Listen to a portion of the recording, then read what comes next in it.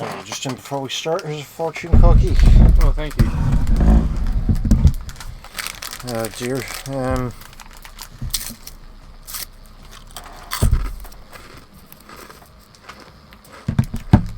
It says here I may have already won £10,000. Has it? No. Oh. I'd love that if I just opened your fortune cookie and it was like a fucking Nigerian email scamming site. I am the fortune cookie prince. Please send me your bank account details. Anyway, let's be off with it.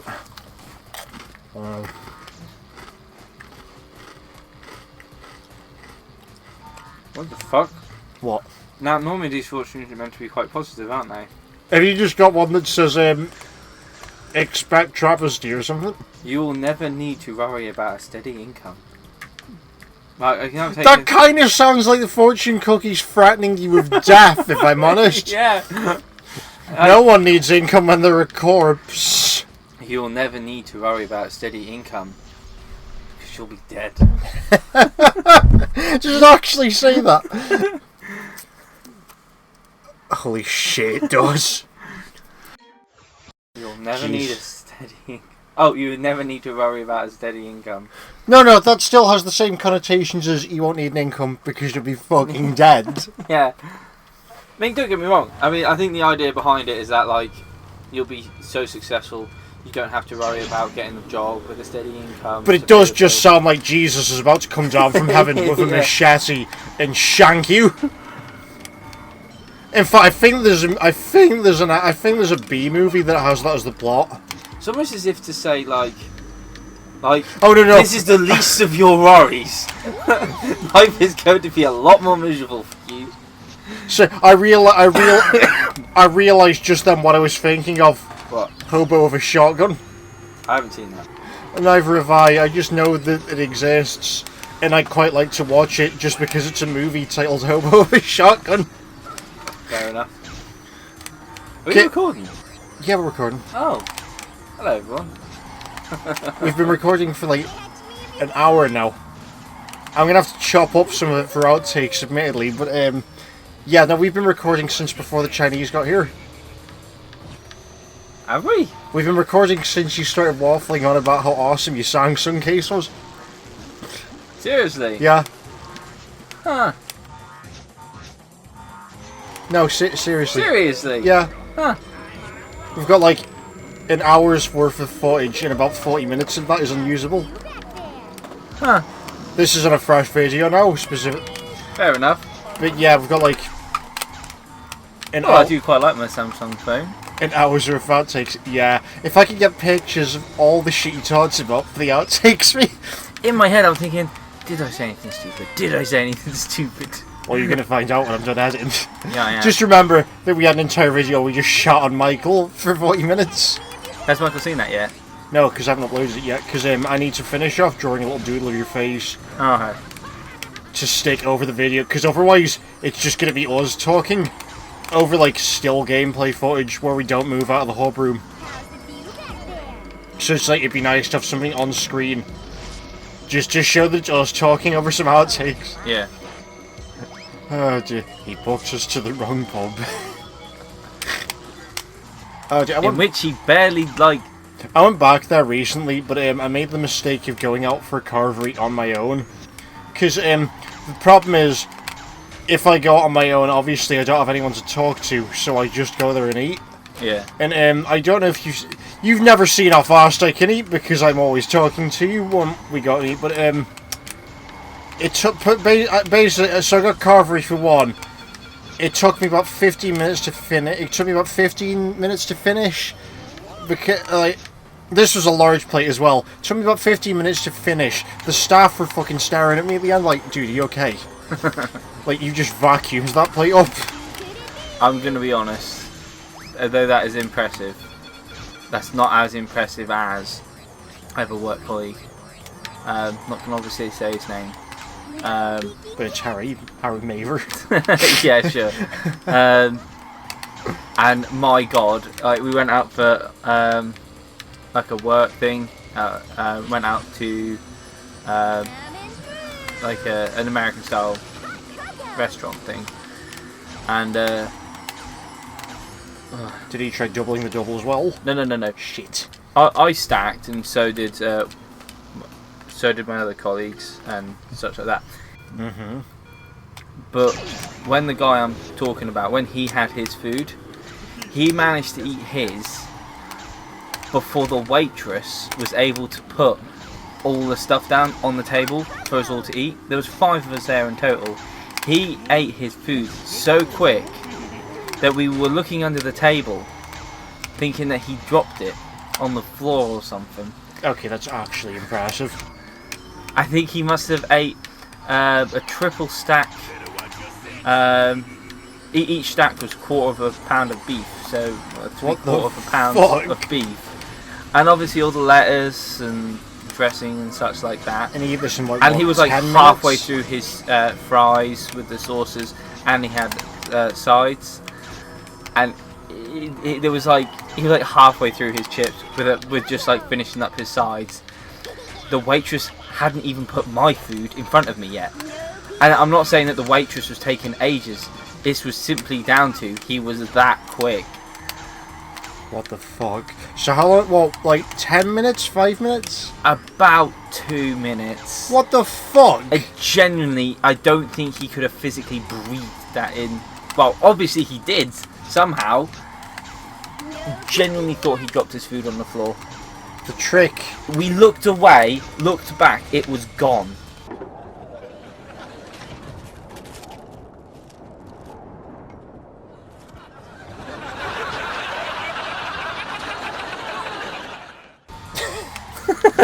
The trick is to use your drink to swallow the food quicker. Yeah. Oh no, he eats coleslaw with everything. And when we have lunches at the school, he'll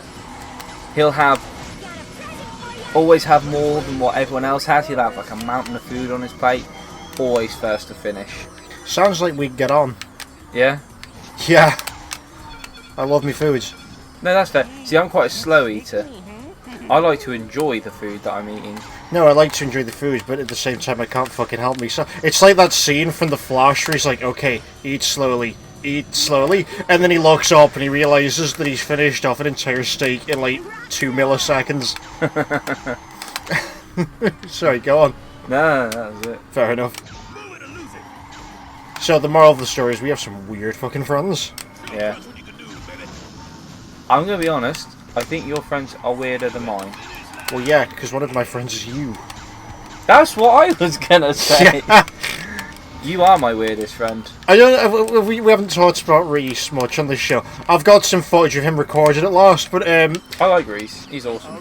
I like all of them. He was telling me a story about him romancing some women the other day, and yes, I'm going to phrase it like that just to make him sound worse than he is. But he told me a story about how he picked someone up at a club, and I predicted what he was going to say exactly before he said it, like word for word, which was here's basically showed me a picture of him like dressed up in a tweed suit, and then I was like, you're about to tell me the story of how she fucked you because she was impressed by the tweed suit, aren't you? And he was like, yes, Pete, exactly word for word.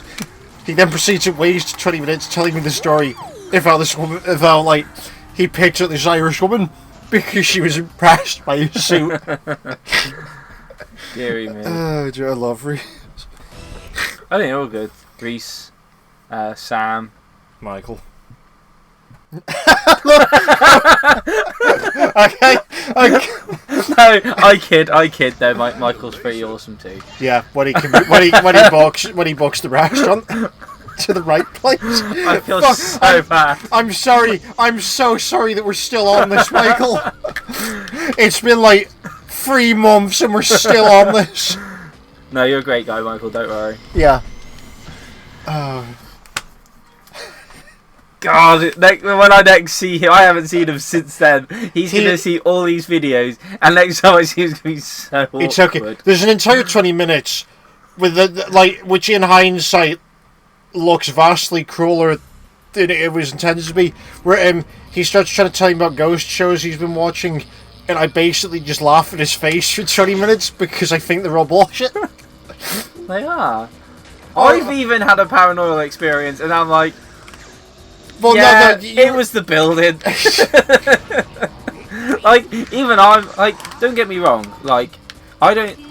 There's not enough evidence to support it, but at the same time, you know, it'd be nice if there was something out there. It's not negatively impacting my life with or without ghosts or anything like that. So it should be nice if some actual solid proof materialised. Yeah, but you know, I'm willing to be a little open-minded, not overly open-minded. I'm not an idiot. But I'll be a little open-minded and entertain the idea.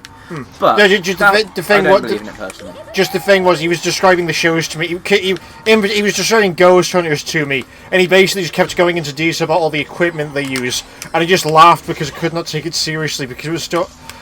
I forget what the names were, but it was a bit. They just taken random words and added ghost names like ectoplasm to the end of them and stuff. Like there wasn't one called the Atto Detacher, but it was that level of thought put into the names. I think the best stories are the ones that don't have names, because they're normally like true. Like, did I tell my one? No. I mean, and no, but have I mentioned it on this channel? I'm not going to bring it up, but I think we've mentioned the video on the thing about the school, in something that I haven't edited yet. Sure. Well, if I have, you know, I haven't got a name for it. It's not like meant to be a scary story. No. I'm not saying that he named the story like fucking creepypasta, Chris. What I'm saying is, he was telling me about a show where they go around hunting ghosts like most haunters, and they have fucking named pieces of equipment for catching the ghosts.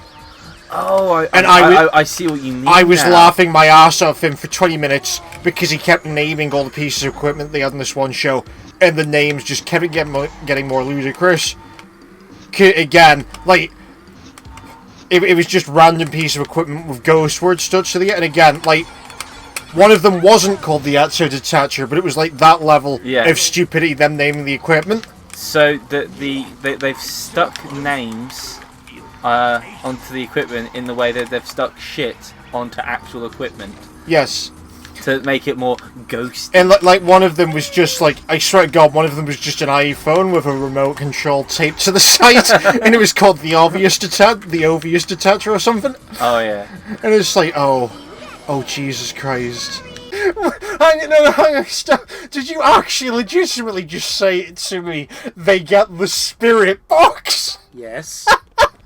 Yeah, so I came off as a lot more cruel in that video than was intended. Just because I could not stop laughing. Like, cause I think most of these people are con men. Yeah. Which Michael doesn't seem to get. Or women. You know what I mean? Not to diverse. I just think most of them are con artists, which Michael disagrees with me on. Yeah. I don't mind, like, I know a lady who lives next door to my girlfriend, and she does ghost tours and stuff like that. Yeah, but she probably genuinely believes it, though. Yeah, she does genuinely believe in it. She's asked if I can ask if they can do one of the school. But I just think the reason I don't mind it is that they do it for free as a hobby. Yeah, no, they go out, they'll walk in a group. If you want to join, they'll give you a free T-shirt to say you're part of the group, and that's it. They just go. It's just part of the fun and the experience. It's these people who have reality TV shows that annoy me. Yeah, because most of them are very obviously con men.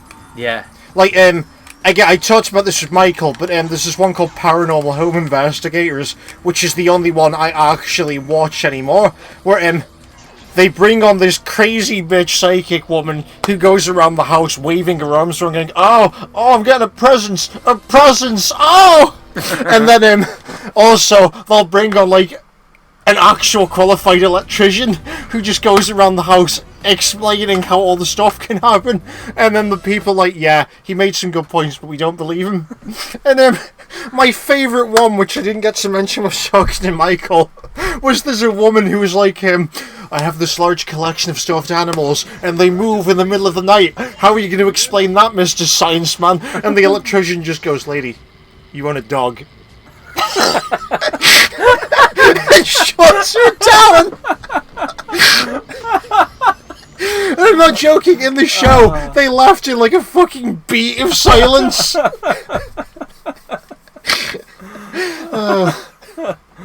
Oh dear. There was another guy called Ralph Sappi who reviews an episode, and in that one, one TV went on and the other one came on at the same time, and the guy's just like, yeah, they have a universal remote wedged between the couch cushions. He probably just knocked it when he sat down, and the people like, yeah, I don't believe in TV remotes. I'm sure, I don't think that's exactly what he said, but the owner of the home said something along those lines. Oh, wow. Dear. Yeah. I like the idea that the fact is, to prove ghosts, they get a psychic. So to prove something that doesn't exist, like getting somebody in to use a practice that also is sort of non-existent. Do you remember the one who was on Most Haunted? The psychic? No. What? All I remember is that woman who was the presenter. Maybe there was a few blokes in there as well. I don't know. Okay, fuck. Hang on a second. This was something I didn't particularly. I've watched maybe several years ago. Right now, I'm going to go talk to Steve. It's Derek and Cora. Right. Do you know what happened to him on stage? Someone fucking humiliated him in the middle of a live stage show, and it was excellent. Huh? Derek and Cora was like the male psychic who went around going like, "Ooh, I'm getting a column of dark energy here," and there's a woman. There's a woman communicating with me psychically from beyond the grave. There's a skeleton in this room. There is a checklist of things that you need for a show. Need a psychic. Need a bullshit psychic, some equipment. Stuff. Yeah. In boxes. They have to be metal to look official. Yeah. And now, so Derek Cora had a live stage show where he was contacting the dead, quote unquote. One of the members of his audience fucking humiliated him, and then Ross Noble took the mick out of this as well, which is brilliant.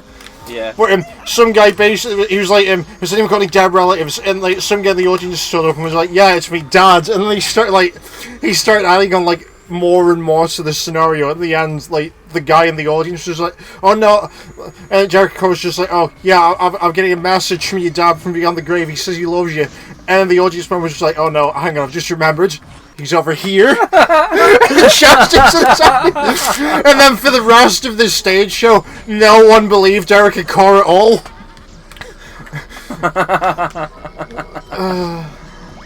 I fucking hate ghost shows. They're such horseshit. They are. Oh, I also hate it when you get that. Just like you said there, the whole spirit thing. Anyone who stands up then, like to do with spirits, getting readings from the other side. Absolute bollocks. I think my favourite one actually happened to not me personally, but a close friend of mine who I'm not going to name. You know him though, so basically he went to one to see if they could he believes it, to see if they could talk about his dead grandmother, and the woman said to him, "Oh, I get a message from your grandmother. She says she loves you. Also, be on the lookout for white feathers in your garden in England." Do you know how common white feathers in a garden are in England? Fucking seagulls. Yeah. Like, we're in Norwich, for fuck's sake. Yeah. Seagulls fly over like... We've got loads of doves. Yeah. A lot of people are like, oh wow, you've got doves here. And we're like, no, yeah, we're in Norwich, look. They're fucking painfully common. Yeah. Literally. You can't move for doves. I go out of my house to go to... Here almost. I go out of my house to go down the shop and I trip over a flock of doves. You can't move for them in Norwich. They stand for world peace. They stand for pain in my ass. In the way. I tried to turn the car engine on the other day. Mulched. They were roosting in there. They weren't really. Just FYI, we haven't killed any doves. No. Oh dear. No, but seriously, there was... I laughed so hard, all the blood went out of my head, and now I've got, like, fucking tunnel vision. Oh, dear. Sorry, go on, you were saying? Nothing, I wasn't saying, I'm just... Okay. Just supporting the fact that there's lots of doves here. I apologise to anyone who's coming onto this Off the Hand Time review, because we basically just turned this into Ghost Stories 2.0. In fact, that's the title of this episode now. Ghost Stories 2.0, the Akora-ing. It's like ghost stories about how shitty ghost stories Ghost are. stories about... Like, Sit round a campfire, children. I'm about to tell you the idea of there are people who believe this shit. Yeah, ghost stories about ghost stories as told by creeps McPaster, and then they sit round the campfire, but they can't find any marshmallows to tell the ghost stories with. Oh my God, Lord Dio, bring us back the marshmallows! Do you know what this reminds me of? Oh my God, the s'mores are haunting Chris. They're melting over the fire at a slow rate of 1 second You per just need second. the introduction of this video, right? To just be the you know when you used to watch Goosebumps, right? Yeah. And they start off with kids around the campfire and they blow the dust. And that wasn't Goosebumps. That was Are You Afraid of the Dark? Oh, that was it. Are You Afraid of the Dark? Have that. Just say they like.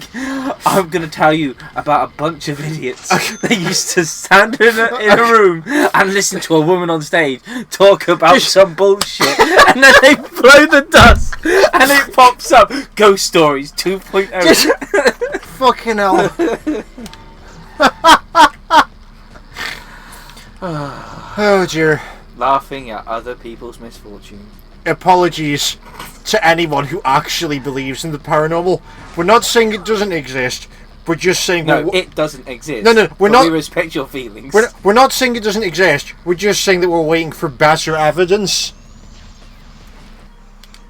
It would need, like, a lot better evidence than somebody going... I have a sense. I'm just saying, like, at this point, the only thing that's going to convince me is the actual woman from The Ring coming out of the TV and bitch slapping me. Like, it's going to be that level of evidence. The thing is, as well, is it doesn't help that, like, there are so many people out there trying to prove the existence of ghosts and making such a joke out of it because it's so poor. Like when one comes along who actually has proof, we're not going to believe him. Exactly. Because there's so many people bullshitting. Yeah.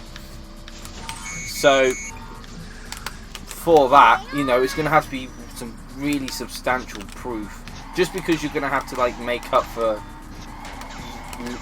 potentially hundreds of years of fake staging and lies. Yep. Sorry, I just want to change gears rapidly for a second, but you've watched Red Dwarf, haven't you? Not really. You are aware of it, though? Yeah. I've watched a few episodes here and there. I haven't been a hardcore sort of sit down and watch. You've watched a couple episodes. You know enough to know who the four main characters are? Yeah, I don't know them by name, but I know them by character. Okay, I've just realised that this boss fight's basically Crichton and the Scotters. Dear. Fair enough. Oh shit, they respawn. Oh god, this boss fight's not going well. I felt like we did ghost stories and now we just kind of run out of stuff to talk about. Yeah. So from now on, if you don't really want to watch, we're going to struggle finding stuff to talk about again. Yeah, we're going to have to cut this down because we're going to struggle to find stuff to talk about for the rest of this video. Unless you want to, like, tell me more about your phone. There's absolutely... I've told you the entirety of the phone. Fair enough. Like, I told you the few new extras. How is Liz doing, by the way? Because we got fuck all chance to talk yesterday. Because we were just like, we have to get straight to JoJo, otherwise we're going to have no time. Yeah, to be fair, I wasn't expecting that. That was a hard hit, like, straight to JoJo. Required, but, like... I was like... Okay, I wasn't expecting JoJo, but let's go for it. Well, Kevin, I literally have been holding off on that part 2, literally, just so we can watch it next time we had Liz over. No, because she needs to see the glory that is Nazis versus Aztecs. Because that's literally part 2 in a nutshell. But yeah, she's doing well. Not really much to say about it, to be honest. She's still working at the helm, though. Yeah. She's doing alright. As long as she's okay. Yeah. Have you found anyone yet? No, I'm not looking though, to be fair. Oh, fair enough. I'm just kind of like bored and depressed and like done with people at the moment. Fair enough. Yeah, so I don't know if it's like, do we go into this conversation like during recording? No, you can go. It's just a bunch of my co-workers have put me off of trying to date people at the moment. Oh, why? What's up? I just work with a bunch of terrible people. That's the long and short of it. I don't want to get into any more detail. But no, have we talked about the woman Have we talked? I'll believe the name, but have we talked about before? Name rings a bell. She's like. To make a long story short, she's this woman. Oh, what a sick skid! Sorry, I just have to point that out. It's pretty cool. She's this woman who's actually proud of the fact that she's a complete bitch, and she said that out loud multiple times. And the best way I can describe her is, you know the movie Psycho? Okay. You know the bit where he's got his mother's corpse, like, in the attic, in, like, dressed up, but, like, the corpse is all shriveled up and dried out? Yeah. Yeah, she looks like if someone was to rehydrate that corpse. Or, you know the scene from Indiana Jones where he drinks from the Rum Grail and ages really quickly? Yeah, she looks like the female version of that. Oh, okay. Like, she's a terrible person, and she looks... Like, the look matches her personality is the best way I can put it. Okay.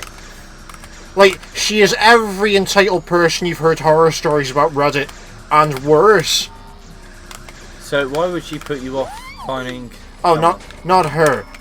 Not her specifically. I was just like, I work with terrible people. Let me go into this as an example. Oh, okay. No, it's another co-worker who's put me off dating people. Also, the fact that I've had a string of bad relationships over the past 3 years. What happened to you, Hannah?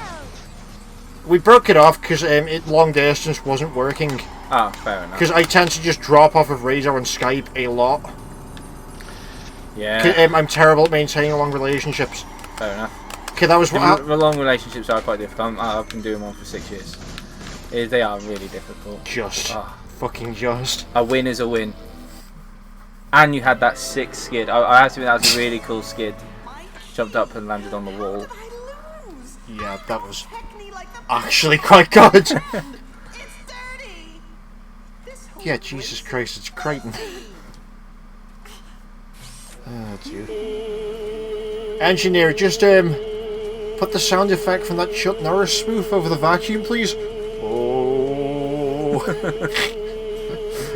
Jesus Christ, we got the Austin vibrator here. Oh, dear. And other cutscenes that ran on for too long. Like this one? Yes. Like, I don't understand why this one runs on so long in comparison to all the others. Probably because it was easy to animate. True. Like, minimal movement.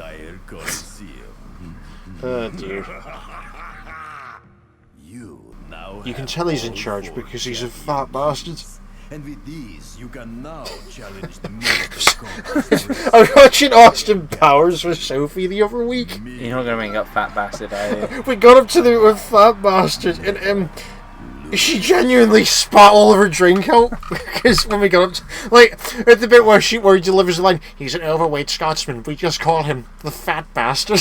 And she genuinely, like, she was drinking like a massive Diet Coke from a 2-litre bottle, and she genuinely spat it out back into the bottle, and it all fizzed up and sprayed over her face, and she was still in the middle of trying to spit it out while it sprayed up into her face.